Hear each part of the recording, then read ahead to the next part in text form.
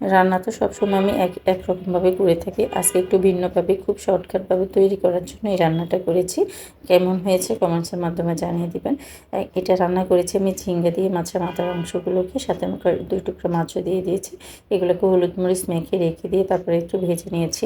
ভাজা তেলসহ মাছের মাথাগুলো, কাঁচামরিচ, টমেটো, রসুন, লবণ, তারপরে হচ্ছে হলুদ, মরিচ সবগুলো দিয়ে একটু মেখে নেড়ে ছেড়ে পরিমাণ মতো পানি দিয়ে এগুলোকে কষিয়ে নিব। খুব ভালো করে 2 বার পানি দিয়ে কষিয়ে নিব।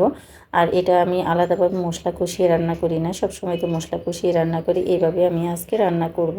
যেহেতু মাছের মাথাটা ভেজে নিয়েছি, ওটা গন্ধ হবে না, খেতেও ভালো লাগবে। আমি সবসময় মাছের মাথা দিয়ে তেমন একটা রান্না করি না। আজকে কালুবাউস মাছের মাথা দিয়ে ঝিঙ্গাটা রান্না করব। এখন আমি যে মাছটা খুব ভালো করে কষিয়ে নেওয়া হয়ে গেলে তারপরে হচ্ছে আমি যে ঝিঙ্গেগুলো কেটে রেখেছি ধুয়ে ওগুলোকে দিয়ে খুব সাবধানে নেড়ে ছেড়ে দিতে হবে। যেহেতু আমি মাছের মাথা বা মাছের টুকরো অংশগুলোকে উঠাই নিয়ে সাবধানে একটু নেড়ে ছেড়ে দিয়ে ঢাকনা দিয়ে ঢেকে রান্না করে নিব। সিদ্ধ হওয়া পর্যন্ত অপেক্ষা করব। পরিমাণ মতো ঝোল দিয়ে, অবশ্য ঝোলটা গরম পানি দিবেন, ঝোল দিয়ে নামিয়ে ধনিয়া পাতা ছিটিয়ে নামিয়ে পরিবেশন করবেন। খেতে কিন্তু ভীষণ মজা হয়েছে। মানে কোনো শর্টকাটভাবে রান্নাটা করলেও খেতে কিন্তু অসাধারণ হয়েছে। রেসিপিটা কেমন হয়েছে কমেন্টসে জানাতে ভুলবেন না।